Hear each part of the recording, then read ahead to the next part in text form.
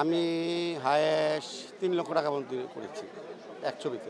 যখন গোল্ডেন যোগ ছিল তখন আমি ডিমান্ড করে নিতাম, তখন একটা ডিমান্ড করে ফেলছিল সাকিব খান আমাকে দিয়ে। কমেডি করলে বলে যে অ্যাকশন সিন মায়ের খেয়ে যাবে। দীপজল ভাই তো আত্মা বড়, অ্যামাউন্ট থেকে যা আমার চুক্তিবদ্ধ ছিল এর থেকে বেশি দিয়ে দিত। সিরিয়াস ক্যারেক্টার বেশি ডিমান্ড করে, যার জন্য আমাদের নিয়ে গল্প নির্ভর ছবি কেউ বানায় না। অতীত চলে যায় কিন্তু ভবিষ্যৎ কিভাবে চলবো সেই চিন্তা করে না। হ্যাঁ, সবারই একটা গোল্ডেন যুগ থাকে না, আমাদের সিনেমার একটা গোল্ডেন সোনালী যুগ ছিল, সেই যুগটা তো নাই। এখন সিনেমা কম হচ্ছে, দু একটা ছবি হচ্ছে অ্যাকশন ধর্মী ছবি, সেখানে কমেডি ক্যারেক্টার ওইভাবে লিড পাচ্ছে না এবং নিচ্ছে না ডিরেক্টররা। কমেডি করলে কেউ বলে যে অ্যাকশন সিন মায়ের খেয়ে যাবে, যার জন্য কমেডিয়ানদের নেয় না ওইভাবে। ক্যারেক্টার আর্টিস্টগুলো নিতে চায়, সিরিয়াস ক্যারেক্টার বেশি ডিমান্ড করে, যার জন্য আমাদের নিয়ে গল্প নির্ভর ছবি কেউ বানায় না, যার জন্য আমরা কাজ করতে পারি না। 90 থেকে ধরেন এই পর্যন্ত টিকে আছি, আল্লাহ টিকে রাখছে।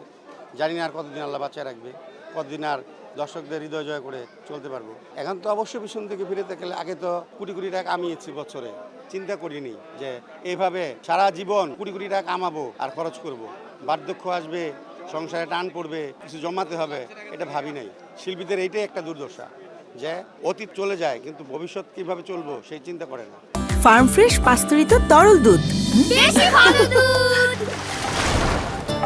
এখন ব্যবসা বাণিজ্য ওইভাবে করা হয় না, এখন বাড়িতে বেশি থাকা হয়, ইত্যাদি অভিনয় করি। তো সেলুট সঙ্গীত ডাকে, হানিফ সঙ্গীতকে, যে সে ডাকে, মাঝে মাঝে ডাকে, করি নিয়মিত ইত্যাদি। আর বিভিন্ন নাটক করি, সিরিয়াল পাই, অনেক সিরিয়াল পাই করার জন্য, অফার পাই, কিন্তু টাকাটা কম বলে তো, যার জন্য করা হয় না।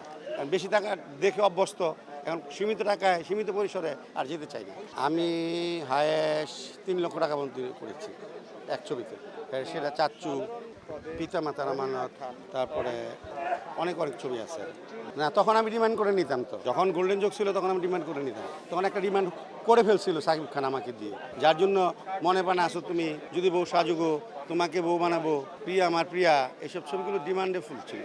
আর দীপজল ভাই তো আত্মা বড়, অ্যামাউন্ট থেকে যা আমার চুক্তিবদ্ধ ছিল এর থেকে বেশি দিয়ে দিত। দীপজল ভাই তো তুলনা হয় না। কিং খান আছে, তারপরে রাজা আছে, তারপরে মাই নেম ইজ খান আছে। আমি থাইল্যান্ডে গেছি, অনেক ছবি শুটিং করছি তার সাথে। আমি আমার ওপার বাংলার অনেক শিল্পীদের সাথে শুটিং করছি ছবি। এই তো ভালোবাসা নিয়েই আসি সবার। দীর্ঘ নিঃশ্বাস ছাড়া আর কিছু নাই এখন ভিতরে, যে আগের দিন কই গেল, হারিয়ে গেল কোথায়, সেদিন আসে না কেন। তো আমার দৃঢ় বিশ্বাস, অডিয়েন্স যদি চায়, যদি মানুষ চায়, ভালোবাসা পাই, তাহলে আবার আমাদের সিনেমা সেই দিনগুলো চলে আসবে, আসবে ইনশাল্লাহ, আমি বিশ্বাসী।